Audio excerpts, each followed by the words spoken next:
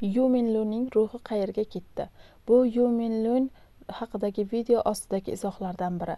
Yu Minlun 2025-yil 11-sentyabr kuni sirli sharoitda vafot etgan.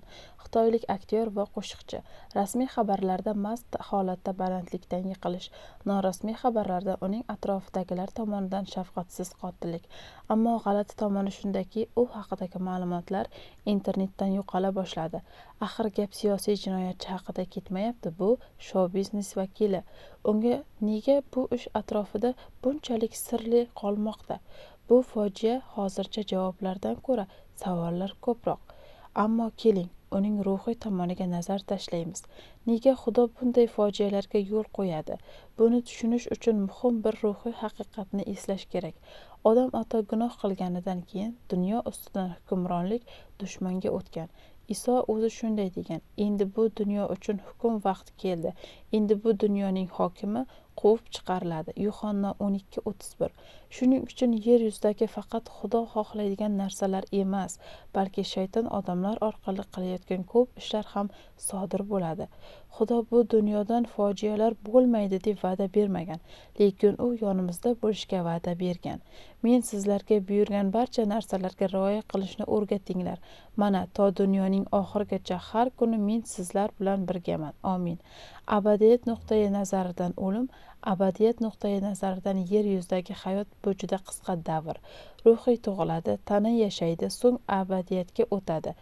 Yaxshi odamlar vafot etganda insonlar uchun bu katta yo'qotish bo'ladi. Lekin Xudo ba'zida insonni bu dunyodagi yomonlikdan olib ketadi. Shunday deyilgan Ishaya 57:1. Haq kishi o'ladi va hech kim buni yuragiga yaqin olmaydi.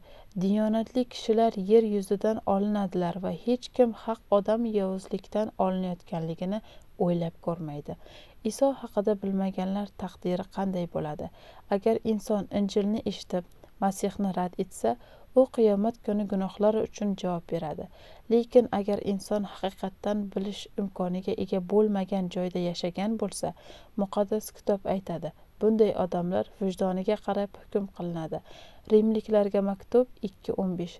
Ular o'z yuraklarida qonun ishi yozilganini ko'rsatmoqdalar. Ularning vijdonini hamda bir-birini goh ayblovchi, goh oqlovchi fikrlari bunga guvohdir.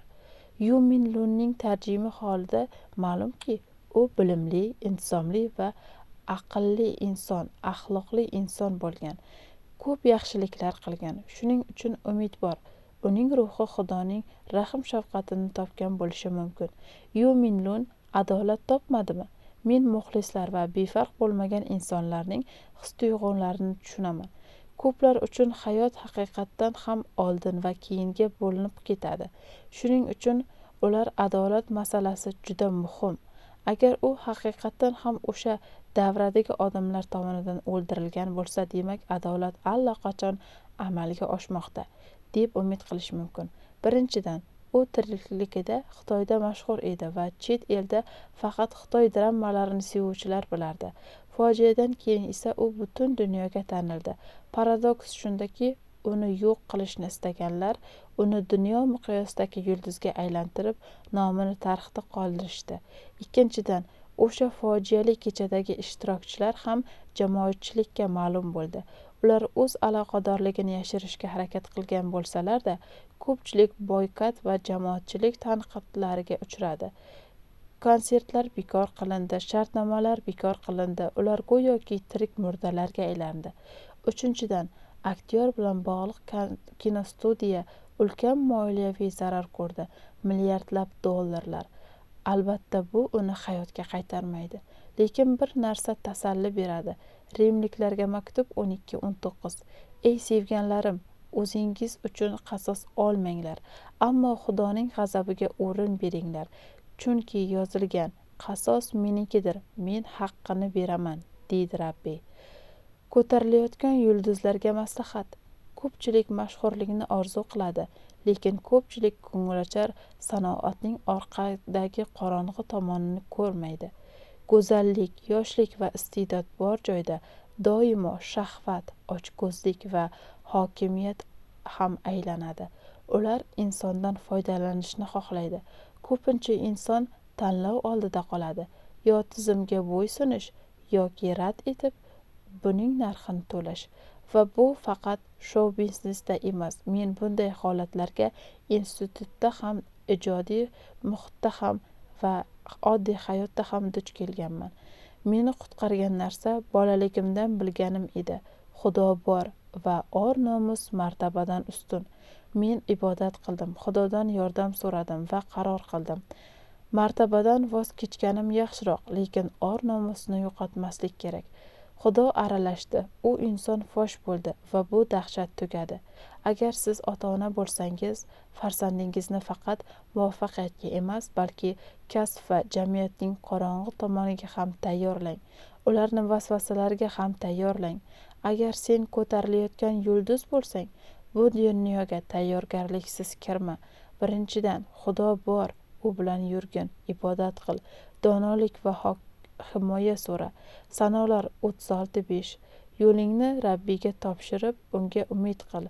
U esa uni amalga oshiradi.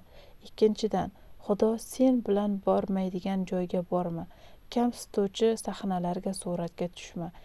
Yashirin va buzuq kechalarga borma. Uchinchidan, agar xavfni sezsang gapir. Qorong'ulik nurdan qo'rqadi. Yuhanna xushxabari 3:20. Chunki yovuzlik qilganlar har bir kishi nurdan nafratlanadi va nur tomonga bormaydi, toki uning ishlari fosh bo'lmasin, chunki uning ishlari yovuzlikdir. To'rtinchidan, to'liq eksklyuzivlikka rozi bo'lma. Aniq loyihalar uchun cheklangan eksklyuzivlikni kelishi mumkin. Beshinchidan, o'z mualliflik huquqingni saqla. Qo'shiqlar, kitoblar, rasmlar, videolar, bular senga tegishli bo'lsin. Agar kompaniya huquq talab qilsa, muddatni chekla, masalan, faqat 3 yil, abadiy emas. Yotoq orqali martabadan voz kechishga tayyor bo'l. Or-nomus mashhurlikdan ustun. Inson juda tez ko'tarilsa, xuddi shunchalik tez yiqilish xavfi ham bor. Lekin agar iste'dodni senga Xudo bergan bo'lsa va u sen bilan bo'lsa, sening yo'lingga to'g'ri va mustahkam bo'lsa va sen har doim yoningda do'st va tayanchga ega bo'lasan. U seni balandlikdan saqlanishga yordam beradi. Va oxirgi narsa, agar nimadir noto'g'ri ekanini sezsang, Iso Masih har doim yoningda. Shunchaki ayt: Iso Masih yordam ber. U eshitadi. U yordam beradi. U qutqaradi. Videoni ulashing, obuna bo'ling.